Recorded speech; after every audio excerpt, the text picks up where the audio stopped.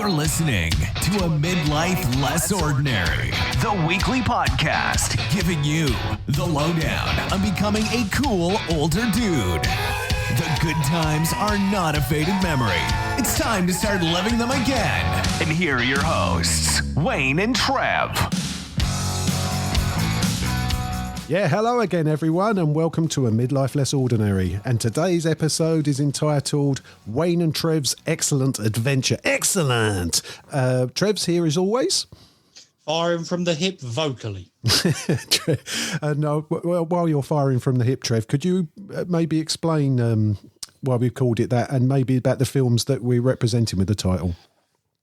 Well, to be honest, it's, again, getting on the sort of nostalgia trip of movies this time. I was really looking forward to the third Bill and Ted coming out. Yeah. Because I really like the first one. It's real good fun. Good nostalgia. I felt, oh, yeah. Even when you watch it, I bought it on 4K and watched it again. And it stands up now for, like, just a really good, fun movie.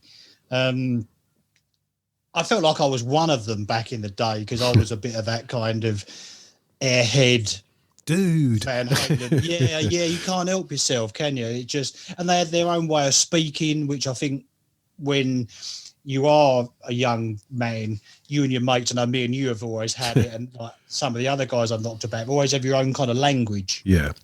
You feel like you're sort of cut, and that really, really summed it up for me. It was just, and I think as well, I think you'll agree as well, is we were quite obsessed with American culture, weren't we? Yes. In senior school.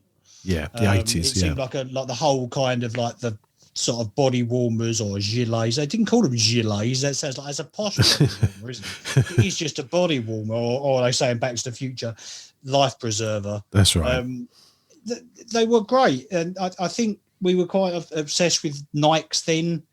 Yes. I don't think I was really overly aware of Nike as a make until I saw the white and red ones in Back to the Future. Yes. I'm sure. Iconic. Because because we came from obviously more of a football background as kids. Yeah. So it was sort of Patrick's, like Butch Wilkins wore. New Balance. Wasn't it? New Balance. It was, had Brian Robson, wasn't it? Yes. That's that. Yeah. But that was the whole thing. It was, and then all of a sudden, like Nike, in these American films, you were seeing Nike trainers. And I think that introduced us. I remember one of the guys we both know very well from school had a pair of those Nikes. Yeah, not jealous at all, were we? Yeah. No, not at all. But no, going back to Bill and Ted, and I quite like the second one. I must admit, the second one's pretty good. Some really cool bands in it. Primus, I was really excited to see Primus in a movie, and like Jim Martin out of Faith No More's in it, which was really good. And the introduction of death in it was great, wasn't it? Yes. Like, it's one of the best lines in it, like the man with no tan. Excellent. But the third one, I don't know how many of our listeners have seen the third one. I'd like to have their thoughts on it. Have you seen the third one? No, I haven't actually. I'm not as big a fan as you are, Trev. I suppose it's probably the music comes across it, doesn't it, with me? Any reference to Iron Maiden, I put them in the Iron Maiden from the first one. Loved it. Yeah. So even from a nostalgia perspective, the third one didn't stimulate you? Not at all. No, I don't think so. I think it's a bit of an easy cop-out with movies because the main characters are older. They bring their siblings into it, a bit like a sort of Creed with Rocky and stuff. I think it's a bit of a cop-out, really. It's like... Well, even with Creed? No, Creed was good. Yeah. I enjoyed the first Creed movie, and it was obvious to go that way, wasn't it? Yes. Yeah. With the whole Drago son and that. And I must admit, when I read what was happening with it, I was like, this is going to be great. And it's not great, but it's good. Yeah. But I think that's a bit of a cop-out with the scene. It's like passing of the torch, isn't it? Yes. You just don't think they're going to do a fourth. Another way to get 6 movies out of it, yeah. Exactly. Well, it's all franchise, isn't it? Yes. That's the problem. I think people that aren't really particularly into movies don't really understand that it's about getting 3 or 4 films. Yeah. As a banker, money wise, that's what they do. If they think about sequels before they've even finished the scripts of some of them. Exactly. But you don't want to think that they're going to bring their siblings into a TV show or something, that's what, and then again, that waters down the legacy of the original. Yeah. What if you were to name 3 films nostalgic way, from sort of the 80s and 90s, what would they be, your 3 films? With Trev, if you say Dirty Dancing, I think if you're speaking to any young lady, of a certain vintage, that probably would be in their top 3, wouldn't it? And Pretty Woman, and Ghost maybe, but from 1990. But they're on my 4, 5, and 6 list. But your feminine but that's list. my when you got the once a month in, you put those on. We're not definitely. That's another episode. Controversial, Trev. Controversial. So yeah, for top 3. I mean, if we're not talking about the movies that are there to evoke nostalgia feeling, like such as Ready Player Go and them kind of films. If we're actually talking 80s, and what sums it up for me, not the new ones that are trying to evoke those feelings. I would say for me, if we're going to take out obviously away all the Star Wars stuff. Yeah, and we're just going to go for pure nostalgia. I'd say probably E.T. Right, I didn't actually think of that one, but that is a good call. It just evokes that 80s feeling because the BMX is in it, and it's such a big movie at the time. Mm-hmm. That is a good I would also say Back to the Future. Funnily enough, because I that was the first one I thought of. Yeah, that one. That was, you can't beat it. You can watch it over and over again. Great fun. Yeah. Still enjoy it as much. The funny thing is, I watched all 3 of those again recently. Again, I think I was mentioning it on the last episode about the kind of watching feel-good movies, and that was one of my sort of coronavirus depression, let's get away from it things. And I always thought as the 3rd one was the weakest out of all of them.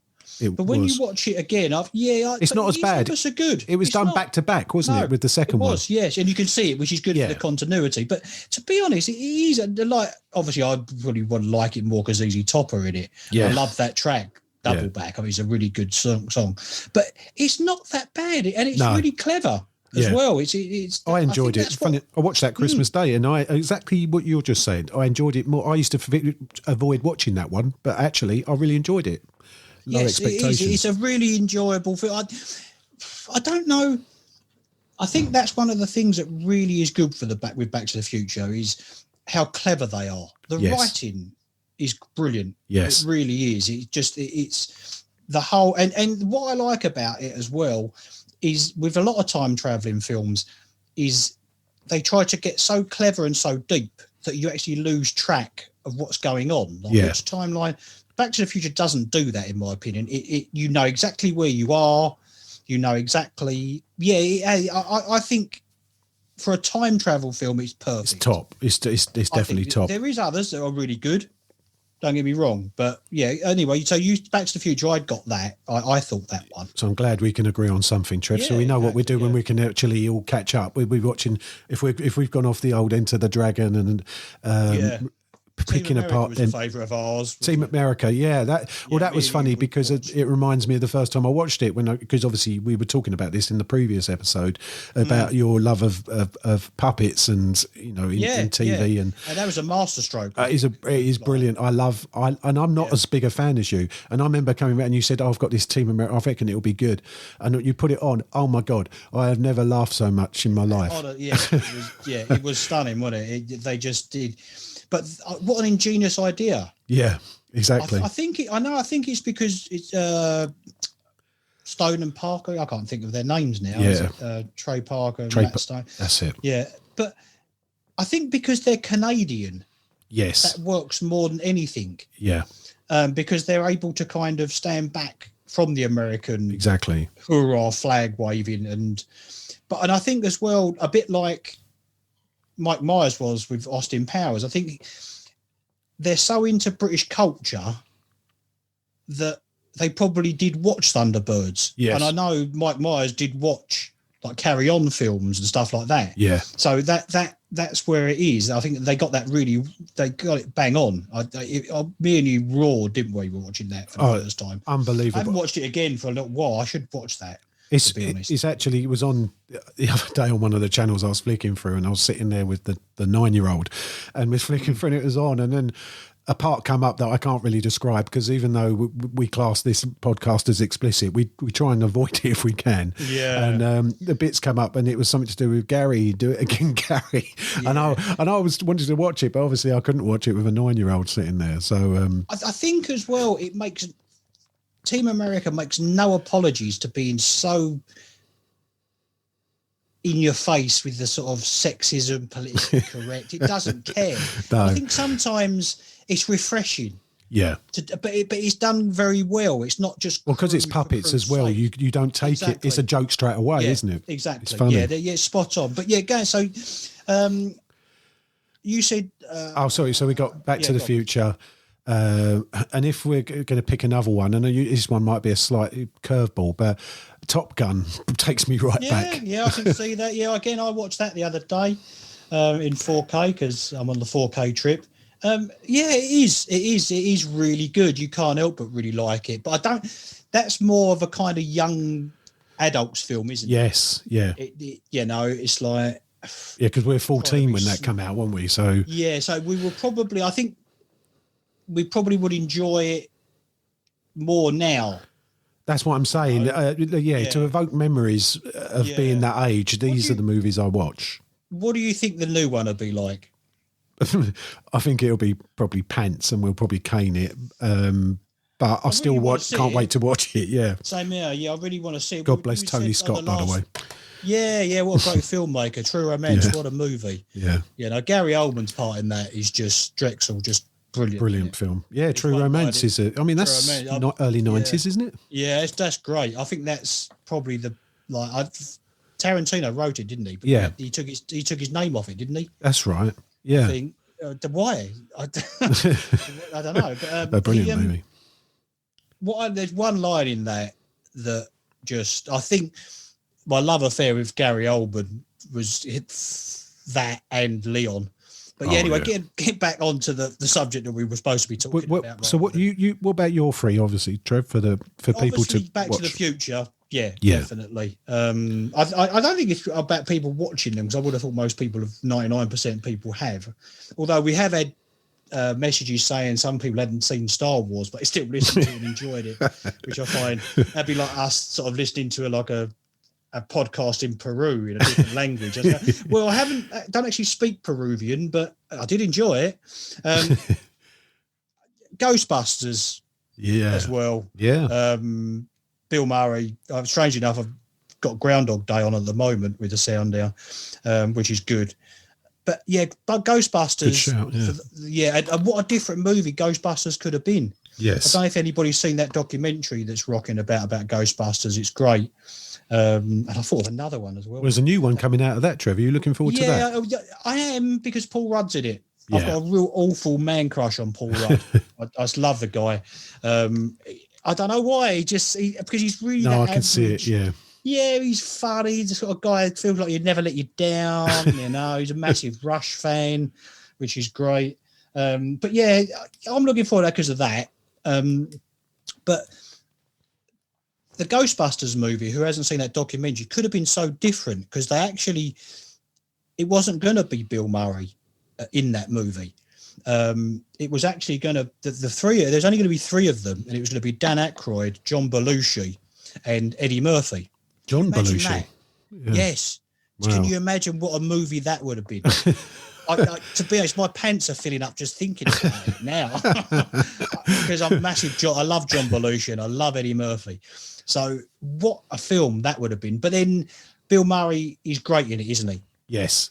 Oh, you can't imagine anyone else as Venkman, no. No, you can't. The walk by the fountain, great. His dry sense of humour, yeah. Yeah, exactly. And I think that made me really like Bill Murray, because I'm a big Bill Murray fan as well. You like Stripes before that, didn't you? Stripes is great, apart from the end, isn't it? Yeah. The end's but Stripes is really good. What about Bob? Obviously Caddyshack. Bill Murray. I Mary Run's Shoe. Everything. I just like a lot of it, all of his stuff. The other film I think was Gremlins. Yes. Was huge, as nostalgia wise.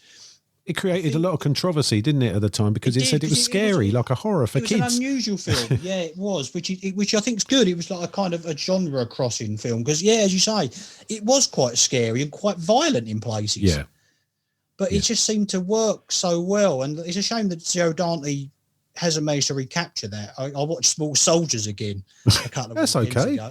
That's all right. Yeah. But I tell you what, if anybody can dig out the original Twilight Zone movie, and there's some great stuff, some really brilliant. The weird thing about the Twilight Zone movie is the weakest story out of the four is Steven Spielberg's one. Who would guess that? And talking to Spielberg, that's another one. Jaws. Jaws, yeah. Close Encounters as well. Yeah, Close Encounters, yeah. Those two. Jaws. Again, Jaws, because we probably shouldn't have seen it. No, and it was scary when I first watched it, yeah. The head falling out of the boat. The camera work of that it's one fantastic shot of Roy movie. Schneider on the beach. And you don't see this. That's a great lesson in how to make a movie where you don't see the monster for ages, and you build a suspense. The music, John Williams, fantastic, all come together just right. So I can name like a few sort of other movies that I really hold fondly from that era of. For some reason, like, do you remember we were talking about TV shows last time? Do you remember like Blue Thunder? Oh yeah, a bit like Airwolf. Yeah, that's Roy Schneider again. Yeah, Roy Schneider. Yeah, French Connection. Very good. For some reason as well, it probably wasn't aimed at me, but I don't know why I like this movie, Firefox. I really like that. Oh, Clint Eastwood. Yeah, I don't know why, because it's not a kids' film. It's a spy thriller, isn't it? Yeah. Yeah, but this idea of someone nicking a jet and him being old and stuff, it just kind of captured it. He's always been old ever since we were born. He's about 95 now, and he's still making great movies. And still playing golf, strangely enough, which is like The Last Starfighter is a kids' film. Yes. I think one of the reasons I think that's so good is who didn't want to be abducted by aliens because you were good at video games. Exactly, yeah. Oh, talking of which, you haven't mentioned one I'm surprised at with Jeff Bridges. You haven't mentioned Tron. No, Tron, yeah, I love it. The bedspread and everything. I tried to rebel against my Star Wars-ness when I was a kid. And because everybody loved it. And I was like, no, I can't have this. I've got to find something else. And I just went mad for Tron and the Black Hole. I know you love the Black Hole. Yeah. Black Hole was a strange film, wasn't it? Because it was like, Disney film. Yeah, and it's like a kids' film. But it's quite serious. It's quite dark. Star Trek feel to it, hasn't it? It's quite dark. Yeah. And like Anthony Perkins is in it. Yes. Psycho. It's just, It's Borgnine, another one. Yeah. But it's a real bit like. But you've got these cutesy little robots like Bob and I can't think what the other one's called now. Bob. Vincent. Vincent. That's it. Who Everybody McDowell was the voice. That's right. To that. That really bizarre. But it was quite serious as well. If they were trying to get on the Star Wars thing, Disney, they missed it completely. But they made. But they made something that was equally, not equally as good. But I mean, it has its own feel. But for Disney, you wouldn't believe it. No, because I actually had a few of the figures from the Black Hole. Did you? Toys, yeah. Have you still got them? No. God, that'd be worth a few quid. I've got one of the Tron ones, one of the original Tron ones in a packet. But blister pack, should I say, for collectors out there. But, with who would want as a kid collect like figures from the Black Hole because they were just like you've done well there and stuff. Yeah. What was the ship called? The Neo. No, I'm thinking of Alien and everything else and mixed in. The Palomino. Palomino, yes, well Which done. was the horse, wasn't it? Yes, it's a white horse, isn't it? Is it Palomino? Yeah, don't write in and tell us if we're wrong. It's not important to the plot here. You know the one that everybody really holds close to their heart as like a nostalgic film, and I'm not the biggest fan. I like it, but I'm not mad on it. Name it, man. Have we talked about it? But I suppose on many occasions. Yeah, I think so. God, no, it's not. It's not going to be Rocky. You like Rocky, don't you? No. But it is a kids' film with kids in it. I think I've given it away there. Oh, Goonies. Yeah. The Goonies. Don't get me wrong, it's good, but people just love it, don't they? Yeah. Really do. I like it. I like it. It's great. Yeah. But it's not. I'm more of a Raiders of the Lost Ark adventure, man. Same here. Hang on. Same here. I think what it was with us as kids, we wanted to grow up and be macho. Yes. That's why I don't really get the whole Harry Potter thing. Yeah. When I was a kid, I wanted to be Indiana Jones, or I wanted to be the dude out of Clash of the Titans, or I wanted to be like Tron. I wouldn't want to be a specky little wizard when I was 10, 11. I don't know. Sorry, any specky little wizards out there. Yeah, with lightning stars and foreheads. But yeah, that was the thing. I think it was more macho, wasn't it then? It was, yeah. Boys were be macho. taught to be a man, early. Yeah. Now it's like they want to be. I don't know, but yeah, that was. Yeah, don't go there. You know? Yeah, no. But you're right. I think. Sorry, man. Two of the other films that would like really influenced me as a teenager, Rambo would have been one of them as well. Yes. Were Conan, sword and sorcery style was Conan and Highlander. Highlander. Yeah, we watched that at school. I don't know what the hell we're watching that at school. I was watching in an assembly room in the second year's seniors. Or we'd gone to that. No, it was great, but I just don't know why we was watching it. Well, why talking of sword and sorcery sort of films and stuff? Because there was loads. Crow, Hulk the Slayer. The one with Arnie in it and Red Sonja. Dolph's, and that's right. That's what's her name? Bridget Nielsen. What's the one with Rutger Hauer in it? Kroll? Oh no, you said Kroll. Something the Juggler, isn't it? I can't remember, Trev. I can't remember what that one is. Yeah, something. Blade Runner. We haven't mentioned Blade Runner. And obviously some of these films we shouldn't have been old enough to watch. No, but because of the nostalgic pirate videos, remember them? you had a video recorder before me. You're seriously middle class for a socialist, Trev. Yeah, that's very true. Yeah, don't know how good I've got it. Yeah, exactly. Yeah, I didn't try to pretend I haven't. But I suppose another one from that, because I don't know if you, I don't want to go into like what we're getting up to at school at that time, but when we was in the second, third year seniors school, we used to go to youth club.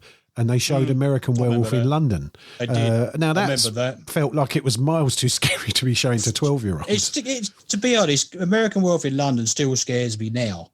Yeah. There's two films I don't know if I've mentioned this before on any other episodes, but there's two films that my brother made me watch when I was really young, and they still freak me out now. One of them's American Werewolf in London, but I love it. It's amazing. Yeah. It's one of the first kind of horror sort of comedies, just brilliant.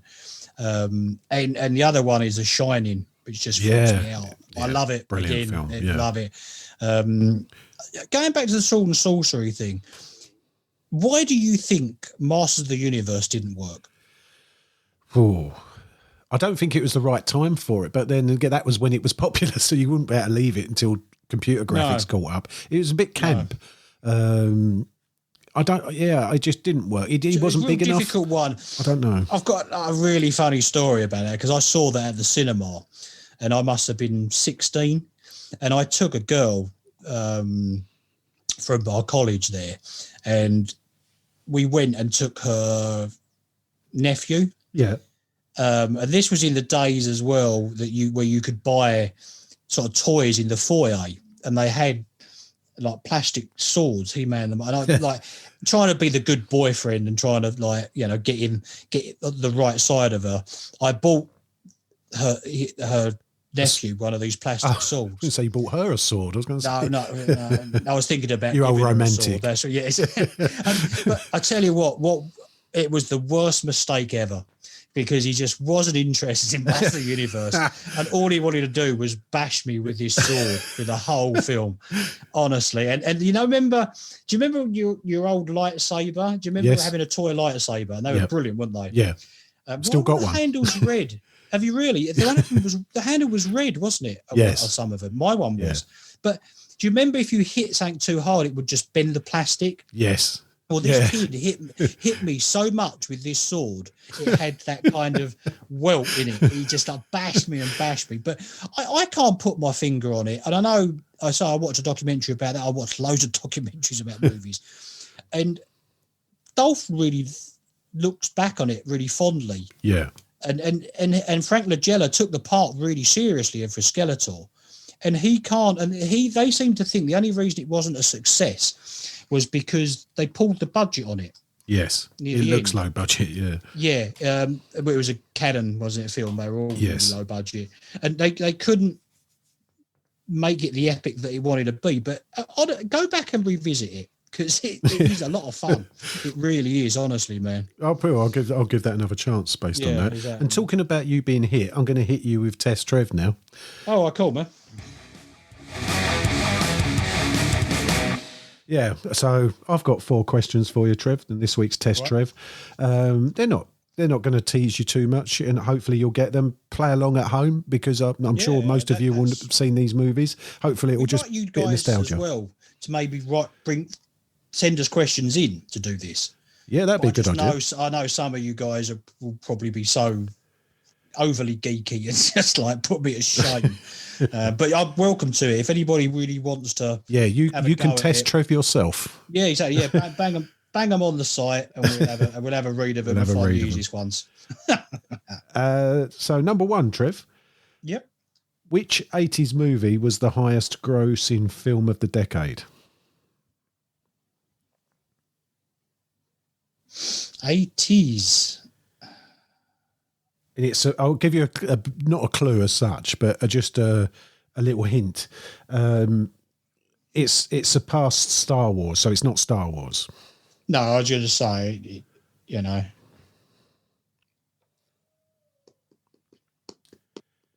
It has been mentioned. It was in. No, I won't say that, but it has been mentioned already. I'm good. It's Ghostbusters or Back to the Future. Before that. Really? Earlier in the 80s. E.T. Yes.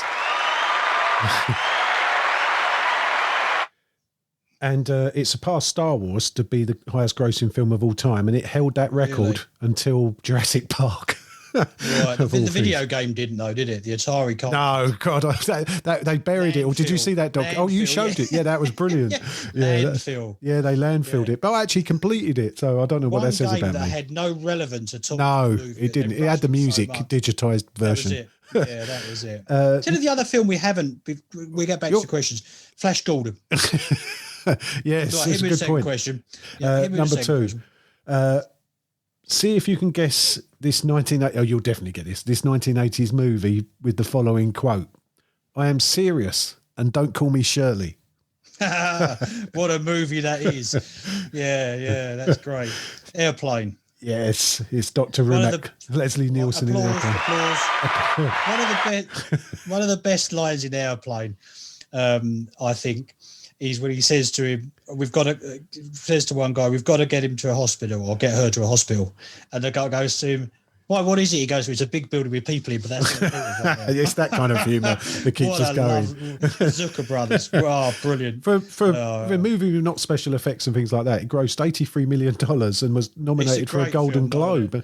And some of it's so risky, isn't it? As well? Yeah, it really is. Risky. It's still funny today. Really, again, revisit that if you haven't seen it for a while. Brilliant. Very funny. It is so funny, man. Question 3. Which 1980s Which 1980s theme song was entirely instrumental and reached number 1 in multiple countries due to a remix? Due to a remix. Although it seems obvious, but I'm going to give you a clue, because actually, it's a very broad question actually. Yeah, it is. Yeah. Eddie Murphy theme song, entirely instrumental. Eddie Murphy, number 1. Oh, this has confused me. Axel Foley. Yeah. Axel F. Hanging out of the Excuse back my of the singing. Yeah. Number 3 on the Billboard chart. It was a very funny movie. It was him at his proper prime. Yeah. It was also went to number 1 in multiple countries when Crazy Frog done a version of it as well. Do you remember? I actually had Harold Faltermeyer, wasn't it? Harold Faltermeyer, that's right. Yeah, I had it on 12-inch single, and the cover looked so 80s because they just put Eddie Murphy's picture of him sitting on his car at the front, Yes, I know the one you mean. And it had that remember the 80s kind of wallpaper splatter paint? Yes. Look, it had that in pink and neon blue, the white cover. I remember How that. cool is that. I had that. Yeah. I had that. Question 4, Trev, and last but not least, which 80s movie, I'll be very surprised if you don't get this, which 80s movie was Alan Rickman's first feature film role? Die Hard. Yes. Hans Gruber. Yeah, that was his. Yeah. Until then, he was a Shakespearean actor and He TV didn't want actor. to do it, did he? That's I don't right. think he Yeah, wanted to do it. he didn't hardly get paid anything for doing it. To be fair. No, and you can't imagine it. He made the film to me. Oh, that he was is one of the. brilliant. I really like Alan first Rickman. films. Yeah, top man. I watched. Funny enough, I watched on the strength of him because I like revisiting this. I watched Truly, Madly, Deeply, which was one Good of his film, first. that. It is a very good film, very is a of good its film, time. yeah. But Yeah, it's if you like Alan Rickman and you liked him in the Harry Potter movies, even it's Yeah. worth watching. Great actor. Missed. Yeah. Talking of documentaries, is that all our questions? That is you've done. I'm going to give you the 4 out of 4 for that, Trev. Yeah, I think so. I think you've done well. Well done, mate. Yeah, I think I did. Thank you very much. Elvis. Elvis, there we are. Talking of documentaries, have you seen the Sam Jones documentary, the Flash one? No. Great, brilliant. Watch it, man. The guy is so into it still and everything. And some guy on that has actually got, the Peter Duncan. Yeah, Release me from Blue this Peter, man. madness. Yes, he's actually got the mechanism that stings him. Yeah, how incredible is that? It's just all foam. Is this a new documentary, Trev? It's actually on the new release of Flash Gordon. They did. Okay, On I'll look out for DVD. that. Did you know? I'm going to be really controversial here. I've already been controversial about Goonies, but they're talking about putting a warning, aren't they, on Flash Gordon? What for? Did you know this? For No, me, I didn't know that. Oh, yes, And because it's a racist. racial stereotype. Yeah, stereotyping. Yeah. And really, I know, obviously, but his name is Ming, so there is obviously. But I never even thought about him being Oriental No. until I heard this. And how stupid am I? So they're going to pull Gandhi, are they? Well, what? Ben Kingsley's not understand. Oriental, as far as I know, or No, Asian. exactly. No, you're right. And there was talk, and one of the reasons as well is because he wears red and yellow in it a lot, and that symbolises the Chinese flag. Oh, dear. Clutching at straws there, lads, I think. Oh, dear. What is the but world I coming do to? get a little bit of it, but really, it's Ming. It's a kid's film. It's a vase. I strange enough, I put a really funny picture, post on my Instagram about that, about a Ming vase. That's it's got a reference. Check him out. Check it out if you Check it out. Yeah, exactly. Trev's But Instagram. that's a really good film as well, isn't it?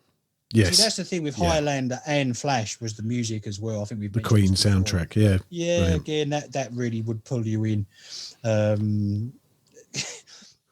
the thing is, with a lot of these films, like with the success of Star Wars, there were so many other movies that tried to. We talked about the black hole, but there was like Battlestar Galactica, wasn't there? Yes. That tried to jump on it. That was a good TV show, wasn't it? Yeah. The funniest one out of them, and you wouldn't think it would work at all, but I think it does, and it's quite a funny movie, was Battle Beyond the Stars. Yes.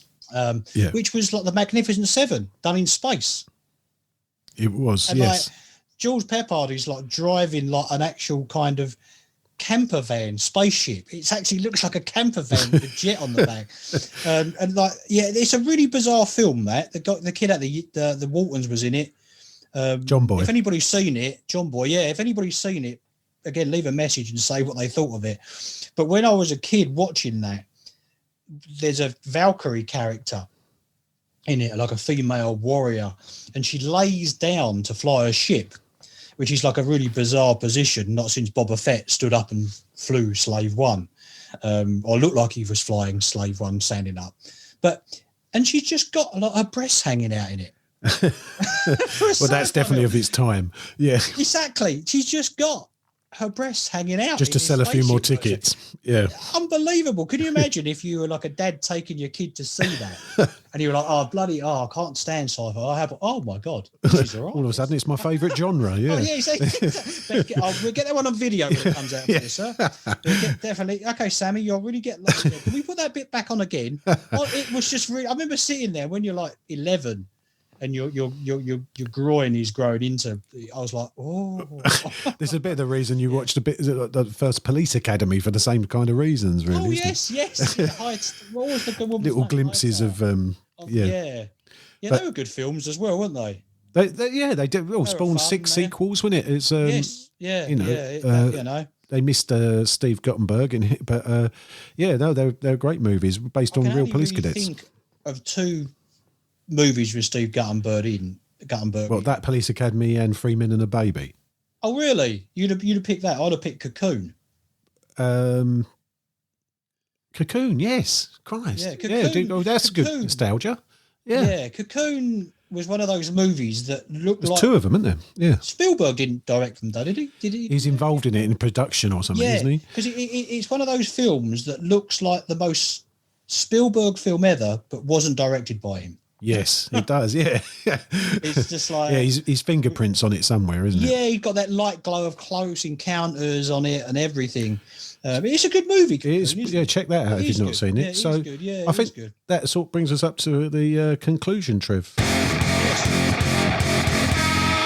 So, nostalgia. I think we've covered a lot of 80s nostalgia there from, so if you revisit some of them films, if you've not seen some of them. If we've forgotten any of them that really should have stood out and we forget to mention them, message us and tell us, because, everyone's got their favourites from these eras. Please. There's so many you can pick from. Please visit the website at amlopodcast.com. Yeah. And also on there, I remember, I saw that your prostate charity run, you've exceeded your target, I believe. £1,000, yeah. Wow, well done. Stunning. If anybody's donated out the listeners, thank you very much. I've only got a few miles to go. But it's incredible. I never dreamed that I'd get over £1,000. I'd like to thank very quickly the guys from the Bearded Villains Essex that put a huge donation in as well. It wasn't the whole £1,000, but it really kind of was great. Amazing. I'm actually, if I can get to 1,250, I'm going to do something really stupid. And that'd be worth watching. If I've sounds got the ominous. Minerals to do it. If I've got the minerals to do it. I'll keep contributing, everyone, by the sound of it. Yeah, exactly. Yeah. If you really want me to look like an absolute arse, then I'm looking forward to this now. I'm looking in my bank account, look how much I can afford. But no, if you can help Trev out, it's a great cause. It's the cause that we want to support on this podcast, especially moving forward. Because it's our age group. It touches us not literally, but personally as well, doesn't it? The cause. So if you can, please help out. There you go. There's some films to check out there. Anything else you want to say to everyone, Trevor, regarding nostalgic films? It's a wrap, really. No, we've mentioned loads. So I'm watching Groundhog Day still now. And it's a really good one. People love that. Yeah, there's room for that. And again, we said it on the last episode about TV nostalgia, and if they're going to do it right. Let's hope that Top Gun and the Ghostbusters film is done right. Yes. The indications are there.